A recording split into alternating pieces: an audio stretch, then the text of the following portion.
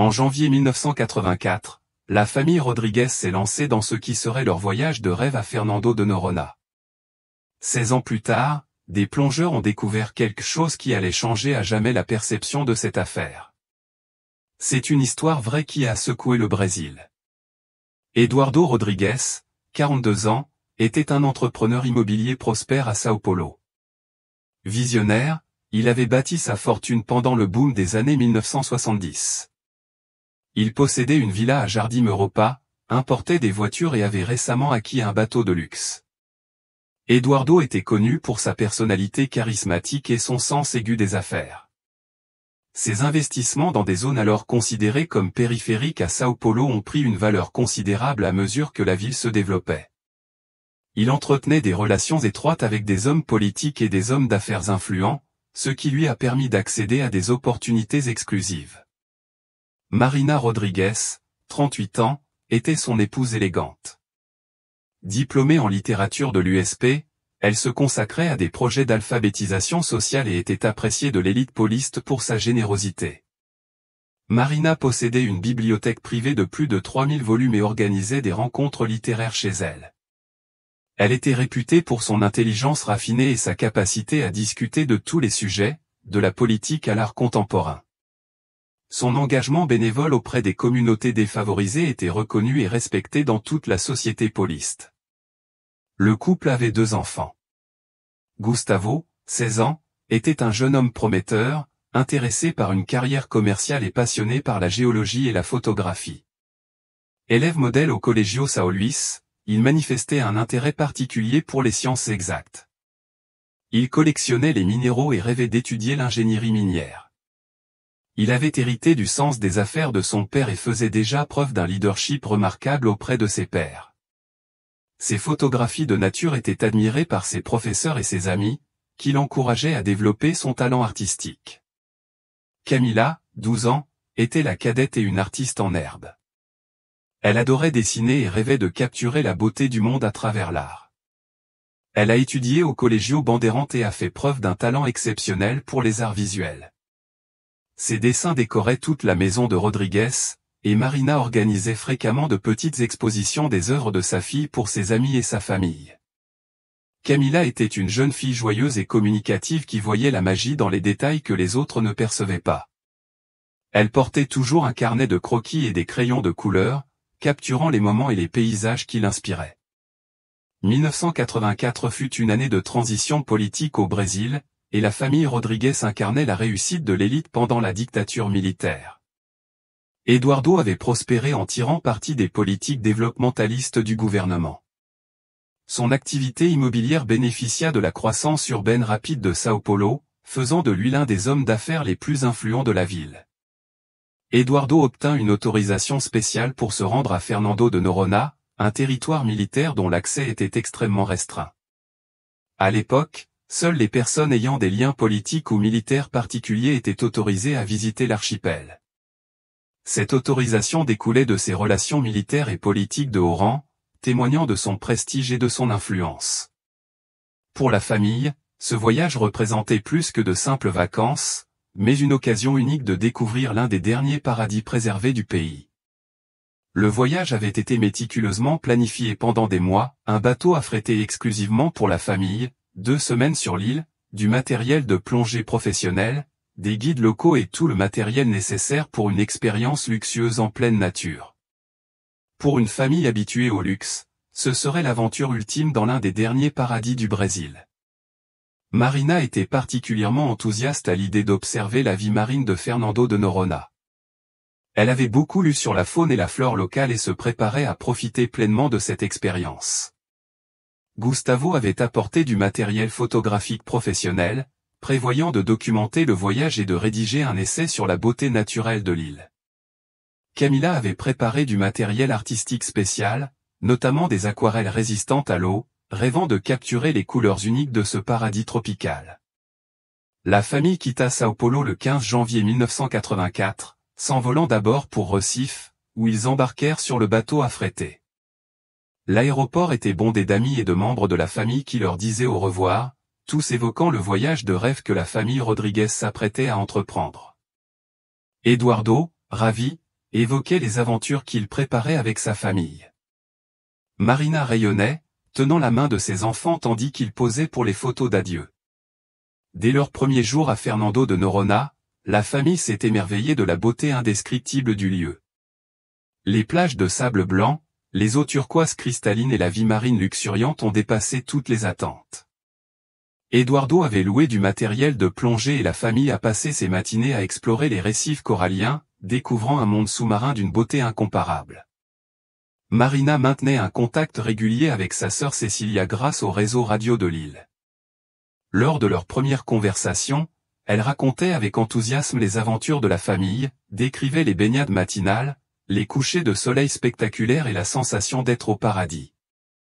Gustavo était fasciné par la géologie unique de l'île. Il photographiait les formations rocheuses volcaniques et étudiait leur composition minérale. Camila passait des heures à dessiner les paysages, essayant de capturer l'essence magique du lieu. La famille logea dans une auberge rustique mais confortable tenue par ce Manuel, un homme simple qui connaissait l'île par cœur. Il racontait des histoires sur la formation géologique de l'archipel, les pirates qui y passaient et les secrets que l'île recelait. Eduardo écoutait ces histoires avec un intérêt croissant, s'informant toujours plus des lieux méconnus et des paysages inexplorés. Durant la première semaine, la famille a suivi un itinéraire touristique simple, visitant les principales attractions de l'île. Ils ont visité la plage de Sancho, considérée comme l'une des plus belles du monde. Ils ont exploré la baie des Cochons et observé les célèbres dauphins à long bec dans la baie des Dauphins. Gustavo a photographié chaque instant, créant ainsi une impressionnante archive d'images qui témoignent de cette expérience unique. Dès la deuxième semaine, Eduardo commença à s'intéresser à des aventures plus audacieuses.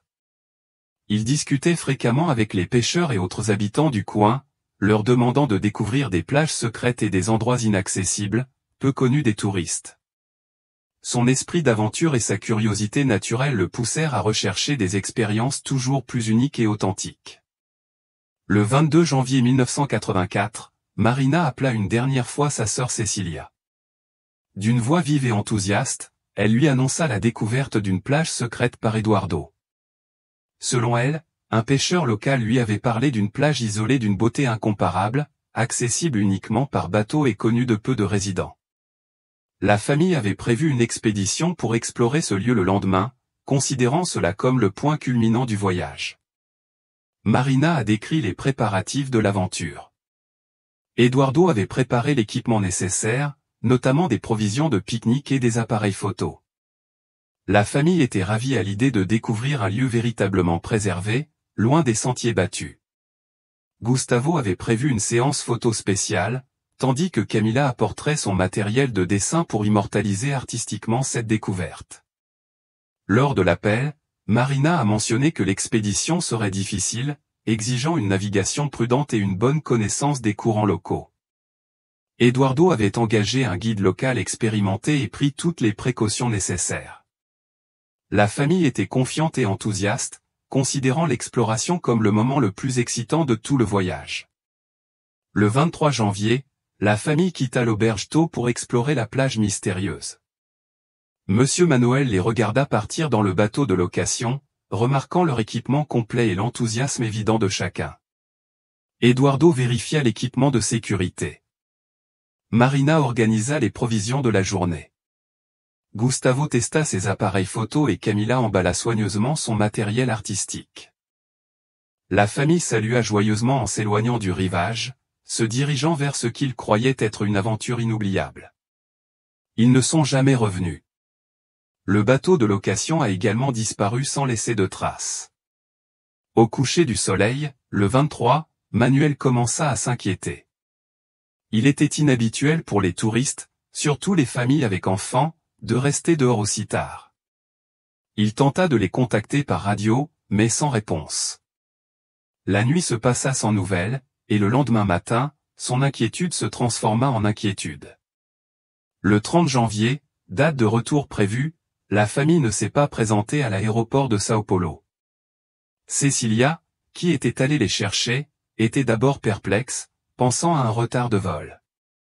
Lorsqu'elle a essayé de contacter l'auberge et appris que la famille avait disparu une semaine plus tôt, la panique s'est emparée d'elle. Cecilia a donné l'alerte et a immédiatement contacté les autorités. Le mystère de la famille Rodriguez commençait. Les autorités militaires de Fernando de Noronha lancèrent une vaste opération de recherche. Le commandant local, le colonel Santos, mobilisa toutes les ressources disponibles sur l'île. 3 semaines d'opérations intensives impliquèrent des hélicoptères survolant toute la région, des plongeurs expérimentés explorant des récifs dangereux, des équipes terrestres explorant des sentiers, et la marine mobilisée pour une recherche maritime dans une vaste zone autour de l'archipel. Des plongeurs ont exploré des grottes sous-marines. Des équipes terrestres ont fouillé chaque recoin de l'île, et des navires de guerre ont systématiquement ratissé les eaux environnantes. Les courants locaux ont été cartographiés afin de déterminer les possibles voies de dérive des débris, et des experts en survie ont analysé toutes les possibilités pour que la famille ait pu trouver refuge quelque part sur l'île. Le résultat a été dévastateur. Aucune trace n'a été retrouvée, pas d'épave du bateau, pas de vêtements, pas d'effets personnels, aucun signe que la famille ait jamais mis les pieds sur l'île. C'était comme s'ils avaient tout simplement disparu de la surface de la terre, ne laissant derrière eux que les souvenirs et le chagrin inconsolable de ceux qui les aimaient. Plusieurs théories ont émergé pour expliquer cette disparition. La première, et la plus évidente, suggérait un accident maritime, une tempête soudaine ou une panne mécanique aurait fait couler le navire en pleine mer. Les courants de la région étaient connus pour leur force et leur imprévisibilité, pouvant entraîner les débris loin des côtes. Un accident de cette nature expliquerait l'absence totale de restes. La deuxième théorie supposait un accident terrestre. La famille se serait perdue sur des sentiers dangereux, victime de déshydratation et d'une exposition intense au soleil. Fernando de Noronha, malgré sa beauté, présente des zones difficiles d'accès et un terrain accidenté. Une famille inexpérimentée pourrait facilement se perdre, surtout si elle tentait d'atteindre des plages isolées par des itinéraires inconnus. Une troisième possibilité était l'enlèvement, car Eduardo, un riche homme d'affaires, aurait pu être la cible de criminels qui l'auraient suivi sur l'île. Les années 1980 ont vu une augmentation des enlèvements au Brésil, notamment ceux impliquant des hommes d'affaires prospères. Des criminels auraient pu tout planifier, profitant de l'isolement de l'île et des effectifs policiers limités. On a également supposé qu'Eduardo avait planifié sa propre disparition, fuyant des problèmes financiers ou juridiques non révélés. Certains enquêteurs ont suggéré qu'il avait orchestré la situation, y compris sa famille, pour donner du crédit à la mise en scène. Cette théorie a été catégoriquement rejetée par la famille et les amis, qui connaissaient l'intégrité morale d'Eduardo et son amour pour sa famille. En 1984, après 3 semaines de recherches intensives, les autorités furent contraintes de mettre un terme à l'opération, faute de pistes. L'affaire fut classée comme disparition dans des circonstances inconnues, et une enquête ultérieure sera ouverte si de nouveaux éléments apparaissaient. En 1991, 7 ans après la disparition, la famille fut officiellement déclarée morte pour cause de disparition et une procédure légale nécessaire pour résoudre les problèmes de propriété et administratifs. La sœur de Marina, Cecilia, a consacré sa vie à la recherche de réponses. Elle se rendait chaque année à Fernando de Noronha, restait en contact avec les habitants, offrait des récompenses pour toute information et ne perdait jamais espoir de trouver un indice. Sa détermination a fait d'elle une figure emblématique de l'île, toujours à poser des questions et à enquêter. La société brésilienne a peu à peu oublié cette affaire, comme c'est souvent le cas pour les mystères non résolus. Fernando de Noronha a connu des transformations majeures, d'un territoire militaire restreint, il est devenu une destination touristique de luxe. Des hôtels ont été construits et des milliers de touristes ont commencé à visiter chaque année ce qui était autrefois un paradis secret. Au cours des années suivantes, des indices et des observations présumées ont régulièrement fait surface. Des personnes affirmaient avoir vu des membres de leur famille dans différentes villes du Brésil, voire à l'étranger. Cecilia a enquêté sur chacun d'eux, voyageant pour vérifier chaque affirmation, aussi invraisemblable soit-elle, mais elles se sont toutes révélées fausses ou trompeuses.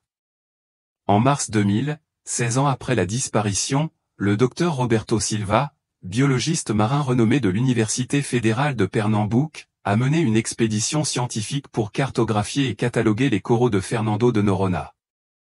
son équipe a exploré des zones sous-marines jusque-là inexplorées grâce à des équipements de plongée et des techniques de cartographie sous-marine de pointe. Au cours d'une de ces explorations, dans une grotte sous-marine difficile d'accès, ils ont découvert l'épave d'un petit navire, partiellement recouverte de sédiments et de vie marine. Le docteur Silva a d'abord pensé qu'il s'agissait d'un bateau de pêche coulé. Cependant, en examinant l'épave de plus près, il a découvert une plaque signalétique correspondant exactement à celle du bateau loué par la famille Rodrigues en 1984. La découverte fut choquante et attira immédiatement l'attention des autorités. Les experts en investigation sous-marine déterminèrent que les dégâts n'étaient pas dus à un accident ni à l'action naturelle des courants et des rochers. Les marques indiquaient que le bateau avait été volontairement endommagé, probablement pour provoquer un naufrage contrôlé. La position de l'épave dans la grotte était également suspecte, suggérant que le navire avait été délibérément amené dans cet endroit isolé, où il était peu probable qu'il soit retrouvé par hasard. La preuve la plus cruciale était l'appareil photo professionnel de Gustavo, conservé dans un caisson étanche. Après avoir été soigneusement développé par des experts, les photographies ont révélé une histoire terrifiante et définitive.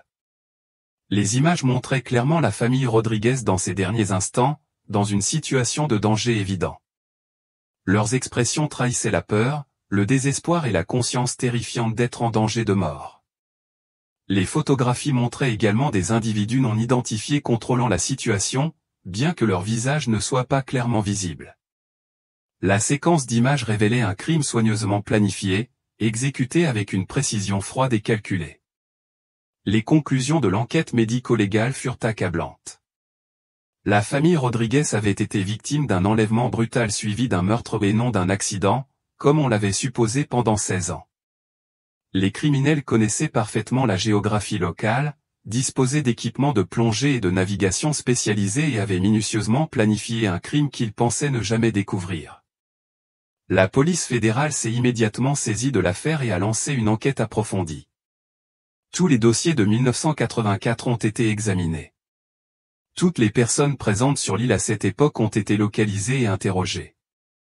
L'enquête a révélé l'existence d'un petit groupe disposant de connaissances spécifiques et d'un accès au lieu où l'épave a été retrouvée.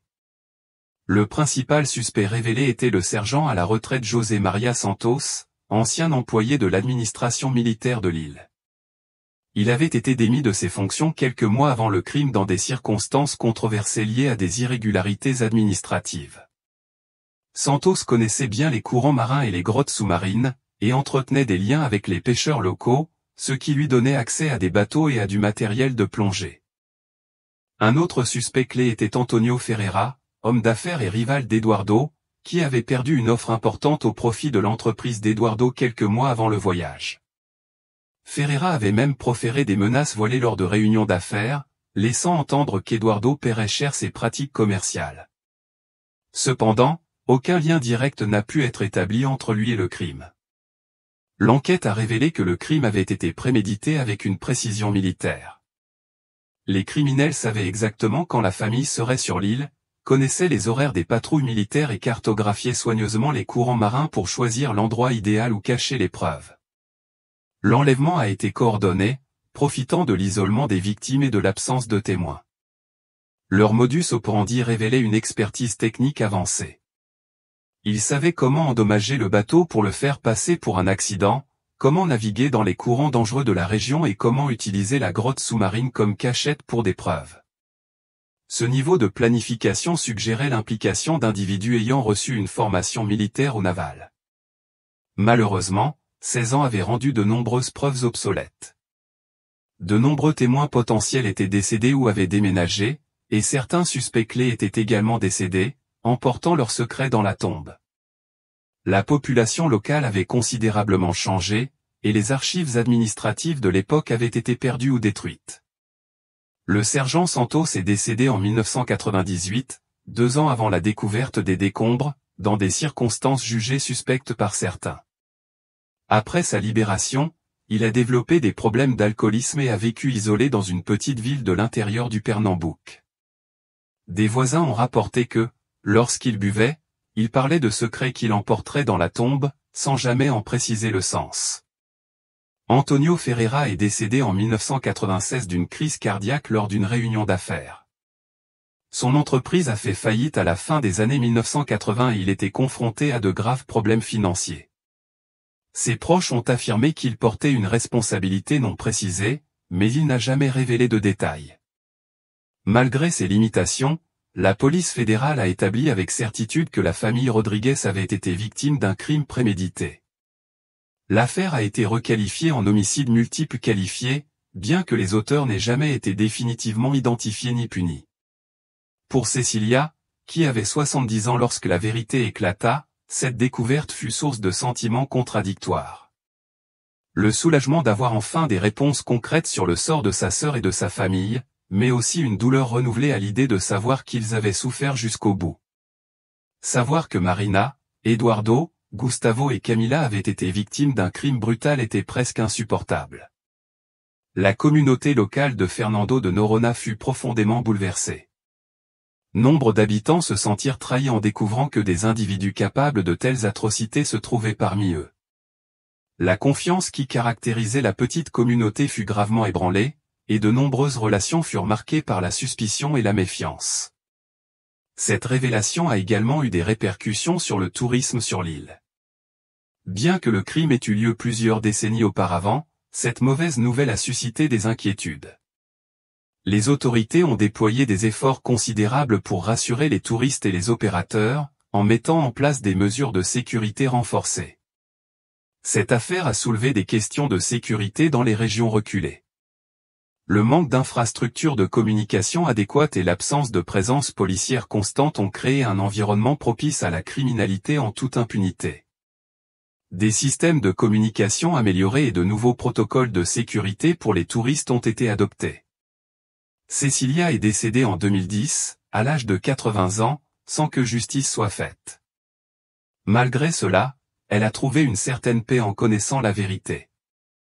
Dans son testament, elle a laissé des instructions à sa fondation pour continuer à soutenir les familles ayant perdu des proches dans des circonstances similaires. Elle a également alloué des fonds à l'entretien d'un mémorial à Fernando de Noronha, en hommage à Eduardo, Marina, Gustavo et Camila. Le mémorial, situé sur l'une des plus belles plages de l'île, est devenu un lieu de recueillement pour les visiteurs et un rappel de l'importance de protéger ceux qui recherchent l'aventure dans des endroits reculés. L'histoire de la famille Rodrigues est devenue un symbole de la vulnérabilité humaine hors de notre environnement familier. Elle nous rappelle que même dans les endroits les plus beaux et les plus sûrs, des tragédies peuvent survenir. Plus important encore, cela nous apprend à ne jamais abandonner la recherche de la vérité, même lorsque cela semble impossible. Aujourd'hui, Fernando de Noronha est l'une des destinations touristiques les plus sûres du Brésil, dotée d'infrastructures modernes et de protocoles efficaces. Des milliers de touristes la visitent chaque année, profitant de la beauté naturelle, sans jamais imaginer la tragédie d'il y a des décennies. Pour ceux qui connaissent l'histoire, l'île évoque le souvenir d'une famille en quête de beauté et d'aventure, qui a connu la tragédie. Cette affaire ne se résume pas à un crime non résolu, mais à l'amour familial, à une perte dévastatrice, à la persévérance et à l'éternelle quête de réponse et de justice. Eduardo, Marina, Gustavo et Camila Rodrigues restent vivants dans la mémoire collective, non seulement comme victimes de tragédie, mais aussi comme symbole de l'importance de ne jamais abandonner la vérité, aussi pénible soit-elle. Leur histoire nous montre que la vérité, aussi cruelle soit-elle, est toujours préférable à l'incertitude, et que le véritable amour perdure au-delà de la mort, déplaçant des montagnes en quête de réponse et de justice.